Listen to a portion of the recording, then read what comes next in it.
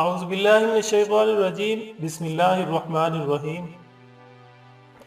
ناظرین، جیسا کہ آپ کو معلوم ہے کہ گزشتہ ویڈیو میں ہم نے بات کی تھی سائنس کی روح سے وضو کے انسانی جسم پر کیا اثرات ہوتے ہیں۔ ناظرین، آج ہم اسی سلسلے کی کڑی کو جوڑتے ہوئے جو ویڈیو لائے ہیں وہ ہے سائنس کی روح سے نماز کے انسانی جسم پر کیا اثرات ہوتے ہیں۔ ناظرین، جدید سائنسی پیش رفت کے مطابق وہ چربی جو شریانوں میں جم جاتی ہے رفتہ رفتہ ہماری شریانوں کو تنگ کرنا شروع کر دیتی ہے اور اس کے نتیجے میں بلڈ پریشر، امراض قلب اور فالج جیسی مہلک بیماریاں جنم لیتی ہیں۔ عام طور پر انسانی جسم میں کولیسٹرول کی مقدار 150 سے 250 ملی گرام کے درمیان ہوتی ہے۔ کھانا کھانے کے بعد ہمارے خون میں اس کی مقدار اچانک بڑھ جاتی ہے۔ کولیسٹرول کو جمنے سے پہلے تحلیل کرنے کا ایک سادہ اور فطری طریقہ اللہ تعالیٰ نے 5 وقت کی نماز کی صورت میں عطا کیا ہے۔ دن بھر میں ایک مسلمان پر فرض کی گئی 5 نمازوں میں سے 3 نمازیں یعنی فجر، عصر اور مغرب ایسے اوقات میں ادا کی جاتی ہیں جب انسانی معدہ عام طور پر خالی ہوتا ہے۔ چنانچہ ان نمازوں کی رکعت کم رکھی گئی ہے، جبکہ دوسری نمازیں جس طرح نماز ظہر اور نماز عشاء عام طور پر کھانا کھانے کے بعد ادا کی جاتی ہیں، اس لیے ان کی رکعتیں بالترتیب 12 اور 17 ہیں۔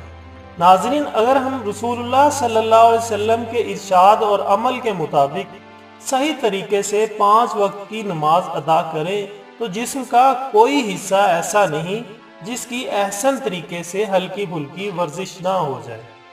ناظرین، اس ویڈیو میں ہم آپ کو نماز کی مختلف حالتوں میں جو ورزش ہوتی ہے اس کے بارے میں بتائیں گے۔ ناظرین، سب سے پہلے تکبیر تحریمہ۔ تکبیر تحریمہ کے دوران نیت باندھتے وقت کوہنی کے سامنے کے عضلات اور کندھوں کے جوڑوں کے عضلات حصہ لیتے ہیں اور ان کی ہلکی سی ایکسرسائز ہوتی ہے۔ اسی طرح ناظرین، ہاتھ باندھتے وقت کوہنی کے آگے کھینچنے والے پٹھے اور کلائی کے آگے اور پیچھے کھینچنے والے پٹھے حصہ لیتے ہیں، جبکہ جسم کے باقی پٹھے سیدھا کھڑا ہونے کی وجہ سے اپنا معمول کا کام ادا کرتے رہتے ہیں۔ رکوع کی حالت میں جسم کے تمام پٹھے ورزش میں حصہ لیتے ہیں۔ اس میں کولے کے جوڑ پر جھکاؤ ہوتا ہے، جبکہ گھٹنے کے جوڑ سیدھی حالت میں ہوتے ہیں۔ کوہنیاں سیدھی کھینچی ہوئی ہوتی ہیں اور کلائی بھی سیدھی ہوتی ہے، جبکہ پیٹ اور کمر کے پٹھے جھکے اور سیدھے ہوتے وقت کام کرتے ہیں۔ ناظرین، اسی طرح سجدے میں کولوں، گھٹنوں، ٹخنوں اور کوہنیوں پر جھکاؤ ہوتا ہے، جبکہ ٹانگوں کے پیچھے کے پٹھے اور کمر پیٹ کے پٹھے کھینچے ہوئے ہوتے ہیں اور کندھے کے جوڑ کے پٹھے اس کو باہر کی طرف کھینچتے ہیں۔ اس کے ساتھ ساتھ کلائی کے پیچھے کے عضلات بھی کھینچے ہوئے ہوتے ہیں۔ سجدہ دل و دماغ کو خون کی فراہمی کے لیے نہایت ہی موزوں ایکسرسائز ہے۔ ناظرین، اتحیات کی صورت میں گھٹنے اور کولوں پر جھکاؤ ہوتا ہے، ٹخنے اور پاؤں کے عضلات پیچھے کھینچے ہوئے ہوتے ہیں، کمر اور گردن کے پٹھے کھینچے ہوئے ہوتے ہیں اور ان کی ہلکی پھلکی ایکسرسائز ہو رہی ہوتی ہے۔ ناظرین، سلام پھیرتے وقت گردن کے دائیں اور بائیں طرف کے پٹھوں کی ایکسرسائز ہوتی ہے۔